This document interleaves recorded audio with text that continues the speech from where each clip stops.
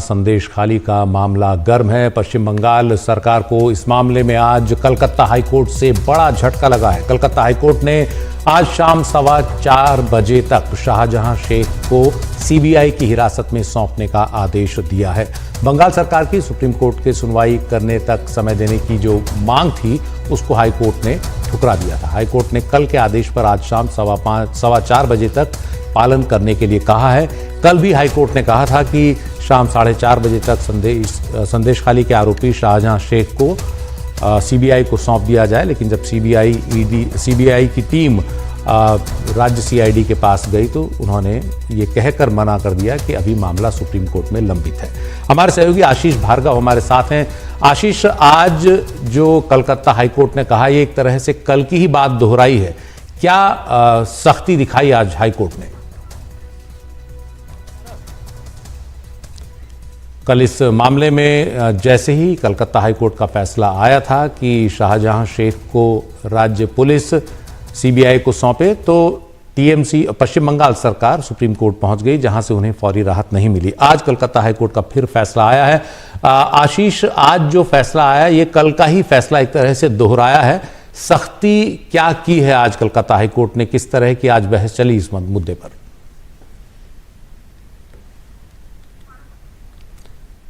आशीष, आज कलकत्ता हाईकोर्ट में क्या हुआ?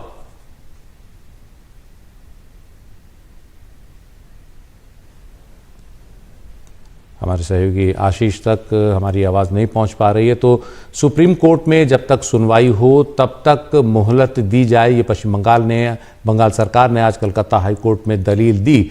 लेकिन हाईकोर्ट इस दलील से सहमत नहीं था। हाईकोर्ट ने कोई राहत देने से इनकार कर दिया। ये कहा कि आप जल्द से जल्द शाहजहां शेख को सीबीआई की हिरासत में सौंपिए। इसके अलावा राज्य सीआईडी पर अवमानना का मामला भी चलाया है। 2 हफ्ते में राज्य सीआईडी से हाईकोर्ट ने जवाब देने को कहा है। कल जब सीबीआई की टीम शाहजहां शेख को हिरासत में लेने के लिए सीआईडी के दफ्तर पहुंची राज्य सरकार के, तो उन्होंने ये कहकर मना कर दिया कि मामला सुप्रीम कोर्ट में है। तो ये पूरा का पूरा मामला है और इस मामले में आज हाईकोर्ट ने और भी सख्ती दिखाई है। अब देखना है कि सिर्फ 1 घंटा बाकी है। सीआईडी क्या अपनी हिरासत में जो आरोपी है संदेश खाली का शाहजहां शेख, उसे सीबीआई को सौंपती है या नहीं। शाहजहां शेख, आपको बता दें, संदेश खाली में जमीन ऐंठने, पैसे ऐंठने, जमीन हड़पने, महिलाओं के यौन शोषण, महिलाओं के रेप जैसे मामलों में आरोपी है और उसके साथ तृणमूल के कुछ और भी नेता इस मामले में आरोपी बनाए गए हैं। लेकिन लगातार राज्य की ममता बनर्जी सरकार पर यह आरोप लगता रहा है कि वो इन आरोपियों को बचा रही है। और जब हाईकोर्ट ने इस मामले में सख्ती दिखाई तब जाकर पुलिस ने शाहजहां शेख को गिरफ्तार किया है। अब 1 घंटा बाकी है, देखना है कि आज सीबीआई को उसकी हिरासत मिलती है या नहीं। इस बीच सीआईडी को अवमानना का नोटिस भी जारी हो चुका है।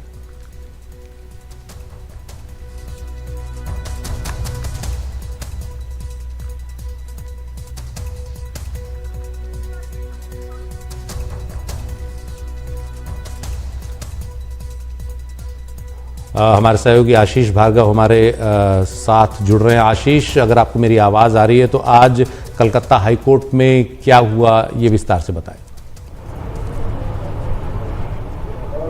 जी देखिए, यहाँ पर एक ऐसी लड़ाई चल रही है, कानूनी लड़ाई, जिसमें पश्चिम बंगाल सरकार सुप्रीम कोर्ट पहुंची है।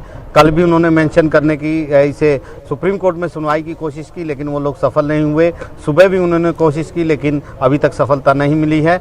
इधर ईडी जो है वो कंटेम्प्ट याचिका लेकर हाई कोर्ट पहुंच गई है और उन्होंने कहा है कि कल यानी मंगलवार की शाम 4:30 बजे तक शाहजहां शेख की कस्टडी सौंपने के आदेश हाई कोर्ट ने दिए थे, लेकिन पश्चिम बंगाल सरकार ने ऐसा नहीं किया है। लिहाजा उनके खिलाफ अवमानना की कार्रवाई शुरू होनी चाहिए। तो यहाँ पर जो पश्चिम बंगाल सरकार है उनकी तरफ से ये कहा गया कि सुप्रीम कोर्ट में उनकी याचिका दाखिल हो चुकी है और ये जो याचिका है इस पर सुप्रीम कोर्ट कभी भी सुनवाई कर सकता है। और उन्होंने ये भी बताया है कि सीबीआई ने कोर्ट के बाद इस पर अपना फैसला देने के लिए कहा है।